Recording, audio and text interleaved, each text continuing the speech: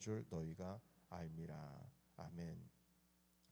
그 에베소서의 말씀은 교회 공동체에 대한 말씀을 우리에게 계속 주시고 계십니다. 그 에베소서 교회 안에 유대 공동체와 그리고 이방인 공동체가 함께 이렇게 어울리지를 못하고 각을 쓰고 멀리 떨어져 있는 그런 모습을 안타까워하면서 이 바울 사도께서 이 편지를 쓰고 계시는 것이죠. 자, 그런데 오늘 동시에 이 말씀을 보시게 되면 교회 공동체 안에서의 이야기에서 갑자기 벗어나서 이제 가정 공동체에 대한 이야기를 말씀을 하고 있습니다. 이렇게 갑자기 교회에서 가정이라고 하는 그 세팅이 바뀌게 된 것은 교회 공동체를 지금 바울이 말하면서 가정에 대한 것과 이게 너무나도 유사한 겁니다. 교회 공동체와 가정 공동체가 연결이 돼 있고 너무나 유사하기 때문에 가정 공동체를 다루지 않을 수가 없는 겁니다.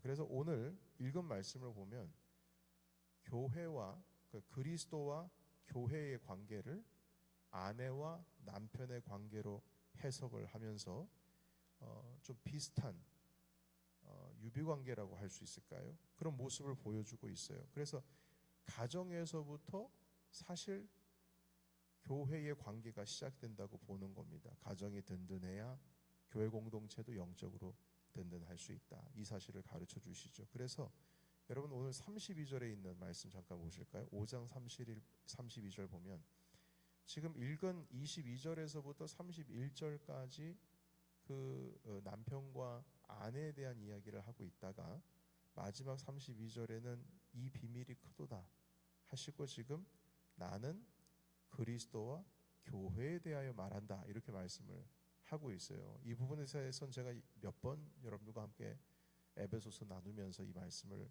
함께 좀 잡았던 기억이 납니다.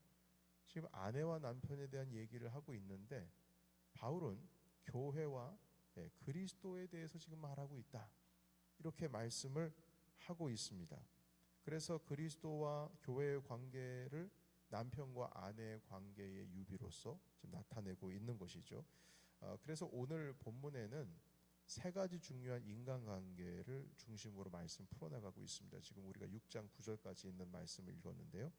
첫 번째는 남편과 아내에 대한 관계고, 두 번째는 자녀와 부모와의 관계이고요. 세 번째는 주인, 상전과 종과의 관계를 말씀하고 있습니다. 그런데 여러분 이 세 가지의 관계는 이 관계를 통하여서 교회를 살펴보고 또한 가정을 살펴보게 만들거든요. 그래서 중요한 원리들이 있는데 첫 번째 원리는 무엇이냐면 하나님께서는 지금 이 말씀을 우리에게 가르쳐 주시면서 이 질서 있는 관계, 질서 있는 생활을 원하신다는 겁니다. 5장 22절에서부터 이 33절까지 있는 내용은 아내와 남편에 대한 것인데 남편은 남편이 해야 할 일, 아내는 아내로서 해야 할 일, 아내를 향한 남편의 자세, 남편을 향한 아내의 자세 이런 것들에 대해서 얘기를 하고 있고요. 그리고 6장 초반부에 보시게 되면 이제 자녀들과 부모와의 관계입니다. 부모가 해야 할 일, 자녀가 해야 할 일, 부모를 향한 자녀의 자세, 자녀를 향한 부모의 자세에 대해서 말씀하고 있어요. 더 나아가서 가정에서 이 상전이 가져야 할, 주인이 가져야 할 삶의 태도, 종이 가져야 할 삶의 태도, 상전을 향한 종의 태도, 종을 향한 상전의 태도, 이것에 대해서 지금 말씀을 하고 있는데요. 여러분 여기서 종과 상전이라고 하는 것을 볼 때 아니 이게 어떻게 가정에 대한 얘기를 하다가 왜 상전과 종에 대한 얘기를 하느냐라고 하겠지만 여러분 그때 당시에 이 종이라고 하는 개념, 예수 그리스도를 믿는 자의 가정에 있어서 종의 개념은 가족의 개념입니다. 이게 정말 어마어마한 발전이죠. 혁명입니다. 종이 가족이에요. 가족. 상전도 가족입니다. 그래서 사도 바울께서 빌레몬이라고 하는 한 개인에게 이 에베소서, 골로새서, 함께 쓰시면서 그 빌레몬에게 개인적인 편지를 쓰셨는데, 그것이 무엇이냐면 이제 오네시모라고 하는 이 종이 집에서 도망을 나와 버렸어요. 그 주인이 누구냐면 빌레몬이에요. 그래서 도망을 나와 가지고 사도 바울이 갇혀 있는 그 감옥까지 온 거예요. 왜 도망 나왔느냐? 상전이 오죽했으면 도망 나왔겠어요. 그것을 빌레몬에게 용서해 주라는 메시지를 주시면서 이 그 빌레몬에게 이 오네시모라고 하는 자를 이 교회의 큰 일꾼으로 쓰기 위한 그러한 어떤 권고를 하고 있는 것이죠. 그래서 그때 당시에는 종이 일단 도망을 갔다. 그럼 우리도 뭐 추노꾼이라고 하지 않습니까? 잡아가지고 그냥 가만히 내버려 두지를 않죠. 그러나 이 오네시모가 용서를 받고 다시 그리스도의 공동체로 들어가는데, 참 바울도 희한합니다. 오네시모에게 네 주인에게로 다시 돌아가라고 말을 하죠. 그래서 다시 이 공동체가, 교회 공동체가 세워지고 있는 아주 훈훈한 모습을 보여주고 있는데요. 이 그리스도인들에게 있어서 종과 상전의 관계는 가족의 관계입니다. 그래서 오늘 주신 말씀을 보시게 되면 핵심적인 내용 중에 이런 표현이 있어요. 6장 5절을 잠깐 볼까요? 제가 읽겠습니다. 종들아 두려워하고 떨며 성실한 마음으로 육체의 상전에게 순종하기를 그리스도께 하듯 하라. 그러니까 주인을 이렇게 섬겨야 된다는 거예요. 사람에게 하듯하지 말고 그리스도께 하듯 하라. 7절 제가 읽겠습니다.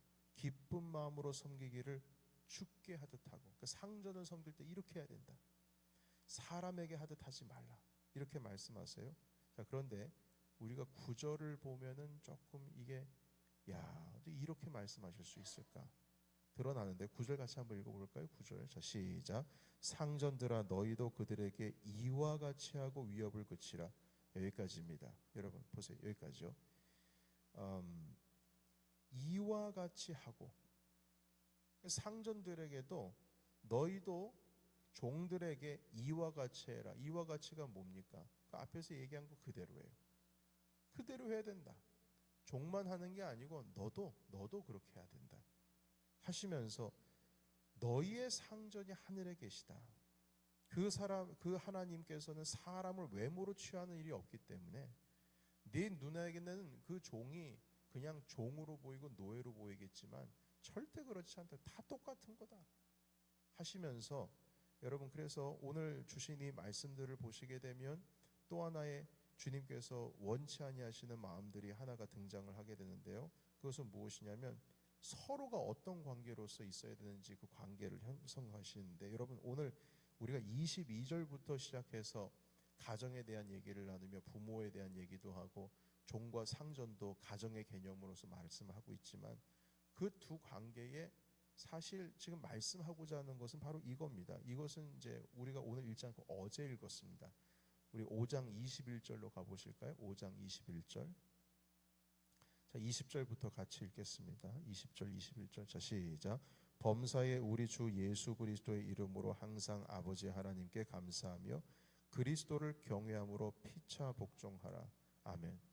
여러분 피차라고 하는 것은 서로라는 뜻이잖아요. 서로 복종해라. 서로 순종해라.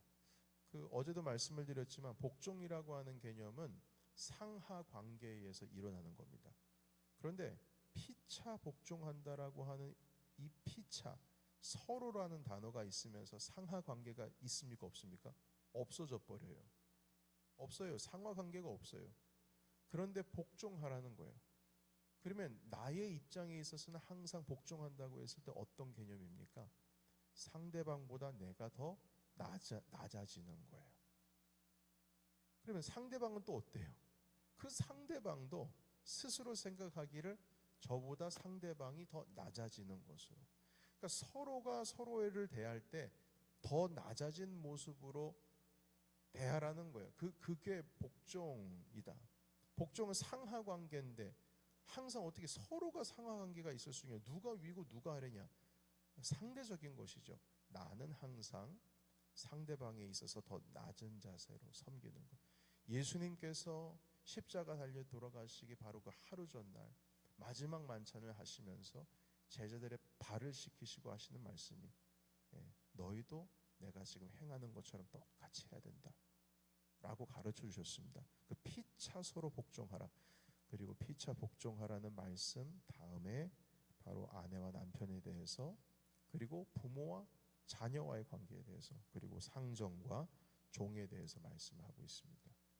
상대방을 바라볼 때에 깔보지 말고, 비난하지 말고, 지적질하지 말고, 판단하지 말고, 심판하지 말고, 상대방보다 나를 더 낮추어서 서로 순종하는 것. 여러분, 그래서 이 순종하는 것을 어제 말씀드릴 때 이것을 다른 표현을 쓸 수 있다면 섬긴다는 표현을 말씀드렸습니다. 서로 섬겨라. 피차 섬겨야 된다.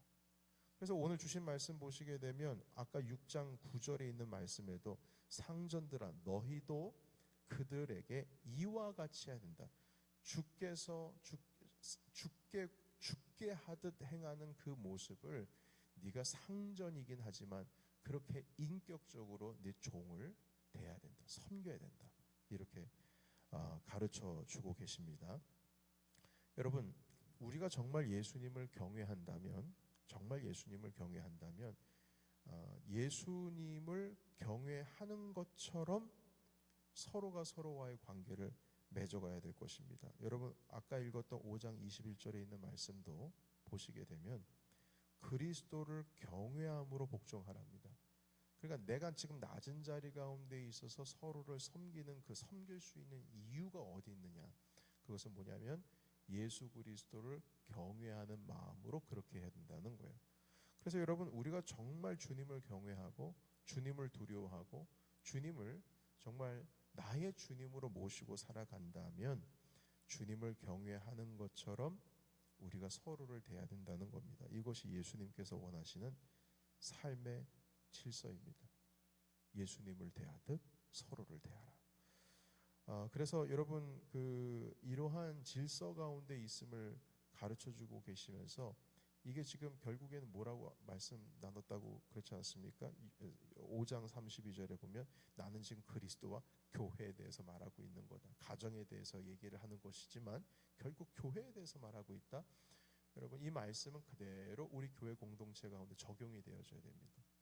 우리 안에서, 물론 가정에서도 그렇게 돼야 되겠지만 우리 교회 안에서도 그렇게 서로가 서로를 주님을 경외하는 마음으로 존중히 여기며 나갈 때 하나님께서 세워주시는 건강한 주님의 교회를 우리가 만들어 갈 수가 있을 것입니다. 에베소 교회는 특별히나 이 파가 있었어요. 물론 고린도 교회도 그랬습니다만 유대인들과 이방인이 도저히 섞일 수 없는, 왜냐하면 유대인들은 평생 식사를 할 때 자기들끼리 먹었어요. 이방인들이랑 같이 어떻게 숟가락을 어떻게 나눠요? 그런 상황 속에서 뭘 해도 파가 갈려요. 교회 봉사를 해도 파가 갈리고, 뭔가 좀 같이 식사를 하려고 해도 상이 서로 다르고, 교회에 오면은 다 반반 갈려가지고. 여러분, 옛날에는 한국에 남자와 여자가 같은 자리에 앉을 수 없다, 이런 유교 사상이 있어가지고 교회가 이렇게 한 공간으로 되어 있는 것이 아니라 기역자로 되어 있었어요. 기역자로. 그래서 어떻게 되냐면은 기역자로 되어 있어서 그 모서리 부분에 이 강대상이 있고요. 이쪽 편 통로와 이쪽 편 통로가 서로 볼 수 없게 만들어 놓고 여기는 여자, 여기는 남자 해가지고 예배를 드렸대요. 서로 보지 못하게. 그래서 지금도 그 교회가 어딘가 있어요. 어디 저 유적지로 해가지고 있을 거예요. 기역자 교회예요. 이 말씀을 드리는 이유는 사실 교회는 기역자가 되면 안 되거든요. 만약 되게 된다면은 굳이 따진다면 원이 돼야 된단 말인 겁니다. 사방팔방에서 서로가 볼 수 있도록, 서로가 존중하며 존중히 여기고 나아갈 수 있도록.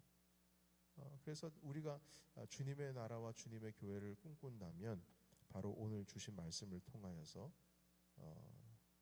내가 모든 자들과 함께 일치와 연합을 이루며 나가는 것을 지금 에베소서에서 말씀하고 계십니다. 그래서 오늘 사실 이 아내와 남편에 대해서, 부모와 자녀에 대해서, 그리고 종과 상전에 대해서 얘기를 했지만 여러분 오늘 5장 20절에서 21절에 있는 바로 이 말씀 때문에 그렇다라고 하는 것을 기억하시면서 우리 함께 20절, 5장 20절과 21절 같이 읽고 오늘 마치도록 하겠습니다. 우리 같이 읽겠습니다. 자, 시작.